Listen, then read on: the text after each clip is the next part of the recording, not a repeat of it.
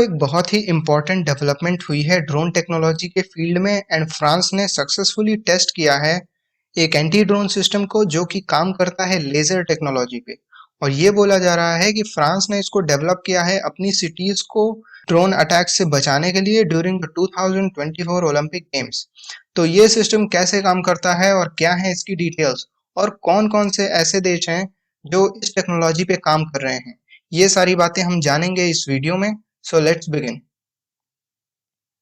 तो ये आप देख सकते हैं इकोनॉमिक टाइम्स का आर्टिकल है जिसमें इन्होंने बताया है कि France test laser powered anti drone system, और ये 8 जुलाई की न्यूज़ है। बट मैं ऐसे न्यूज़ रिपोर्ट्स पे इतनी सोफिस्टिकेटेड चीज़ों पे भरोसा नहीं करता, क्योंकि कई बार ये न्यूज़ रिपोर्ट्स गलत भी हो जाती हैं और ऐसा मेरे साथ हो चुका है अफगानिस्तान की वीडियो में। वहाँ पे मैंने बोल दिया था कि इंडिया और अफगानिस्तान में जो तालिबान है वो दोनों लोग बात कर रहे हैं, जबकि ऐसा कुछ हो नहीं रहा था और ये बात बाद में कंफर्म की थी गवर्नमेंट ऑफ इंडिया ने। ये आप देख सकते हैं फ्रांस के डिफेंस मिनिस्टर का एक ट्वीट है, और इस टेस्ट के रिगार्डिंग जो इनका ट्वीट है उसको हम ऑफिशियल सोर्स मान सकते हैं। तो उसके बाद ही मैंने ये वीडियो बनाया। ये उनके इस ट्वीट का ट्रांसलेशन है जिसमें उन्होंने बोला है कि ये एक मेजर सक्सेस है फ्रांस की एंटी ड्रोन स्ट्रेटजी के लिए। और इन्होंने ये बात बोली है कि इस टेस्ट का जो मेन ऑब्जेक्टिव था वो था पेरिस ओलंपिक के टाइम में आए हुए लोगों की सिक्योरिटी करना ड्रोन से। और इसी वजह से इन लोगों ने इतना हैविली इन्वेस्ट किया है इस टेक्नोलॉजी को डेवलप करने में। फ्रांस की मिलिट्री ने ये बोला है कि ये जो टेस्ट था उन्होंने ये कंडक्ट किया था साउथ वेस्टर्न फ्रांस में, और ऐसा करने वाले ये लोग पहले यूरोपियंस हैं। इसराइल ने ऑलरेडी एक ऐसा सिस्टम तैयार कर लिया है पिछले ही महीने। और आपको बता दूं कि इसराइल का जो सिस्टम है वो एयर टू एयर अटैक कर सकता है। फ्रांस के इस सिस्टम में ग्राउंड टू एयर अटैक करने की कैपेसिटी है। बट इम्पोर्टेंट यहाँ पे ये है कि इन्होंने भी लेजर टेक्नोलॉजी को ड्रोन डिफेंस में यूज कर ही लिया है।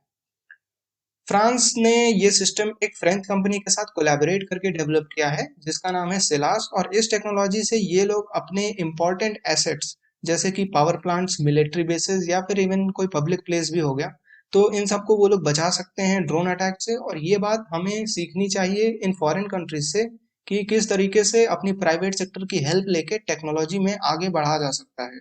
और कमाल की बात यह है कि फ्रांस देखिए यहीं पे रुका नहीं है, और अभी रिसेंटली इन्होंने लॉन्च किया है एक टेंडर जिसमें ये डेवलप करना चाहते हैं मैग्नेटिक वेव कैनन्स, और इसके साथ ही ये लोग डेवलप और भी करेंगे इंटरसेप्टर ड्रोन्स को। इतना सब हम फ्रांस के बारे में जब बात कर रहे हैं तो पहले देख लेते हैं कि फ्रांस की लोकेशन कहाँ पे है ऑन द मैप।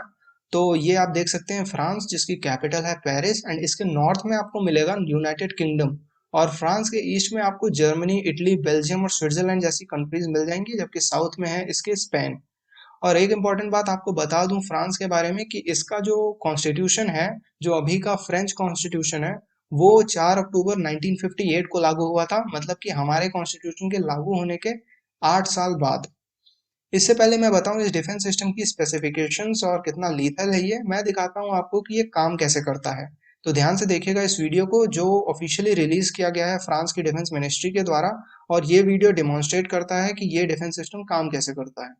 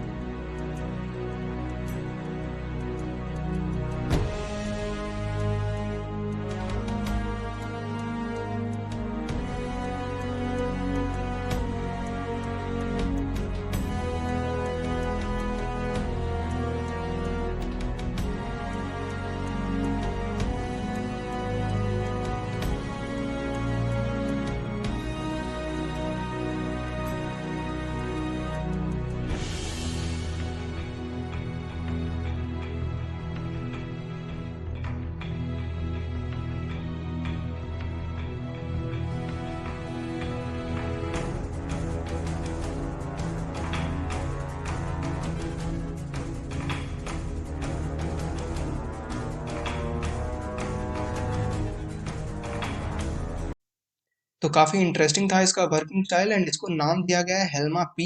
हेल्मा किसी रिवर या फिर जगह का नाम नहीं है फ्रांस में, बल्कि ये एक शॉर्ट फॉर्म है high energy laser for multiple applications का। और ये एक प्रोटोटाइप है अभी के लिए, लेकिन फ्रांस इसको मोस्ट प्रोबेबली इंडक्ट कर लेगा अपनी मिलिट्री में आने वाले 2 से 3 सालों में।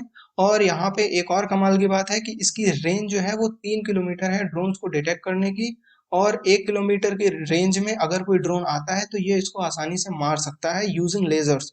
और लेजर्स क्योंकि इनविजिबल होती हैं, तो अगर कोई आदमी बैठ के कंट्रोल कर रहा होगा इन ड्रोन्स को तो वो इसको मैन्यूवर नहीं कर पाएगा। और इसको लगाया जा सकता है लगभग हर तरीके के व्हीकल्स पे, इनफैक्ट रोबोट्स पे भी और शिप्स पे भी।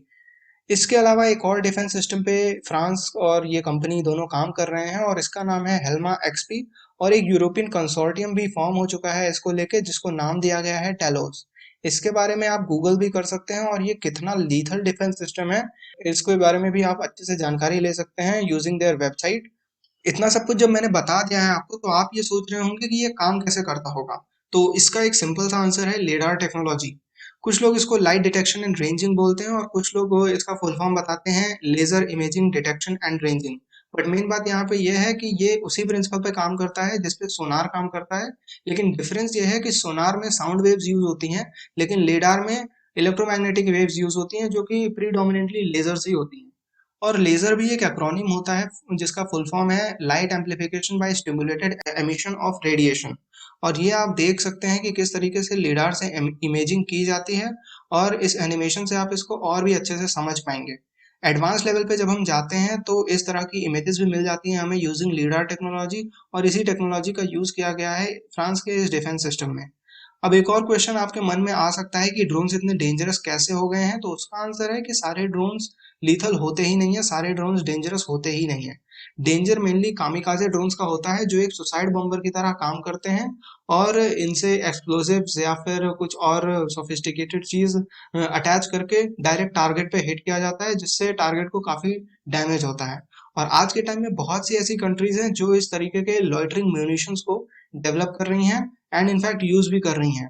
फॉर एग्जाम्पल ये आप देख सकते हैं इसराइल का ड्रोन है और इसराइल ने लिटरली अपने आप को इस टेक्नोलॉजी में बहुत आगे लाके खड़ा किया हुआ है।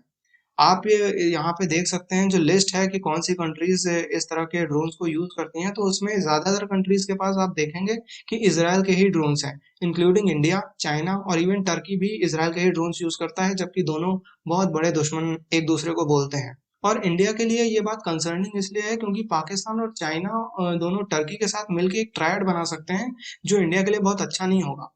और टर्की के पास ऑलरेडी उसकी खुद की ड्रोन टेक्नोलॉजी है जिसको उसने अजरबैजान को दिया था अभी पिछले ही साल नगार्नो कराबाख की लड़ाई में।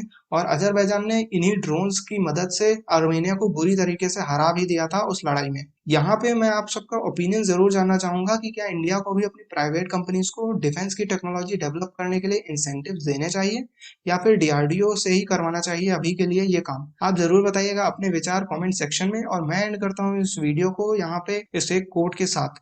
इस वीडियो की पीडीएफ आपको ग्लोब मास्टर के टेलीग्राम चैनल पे मिल जाएगी। और मैं मिलूंगा जल्दी ही आपको एक और वीडियो में। Thank you for listening.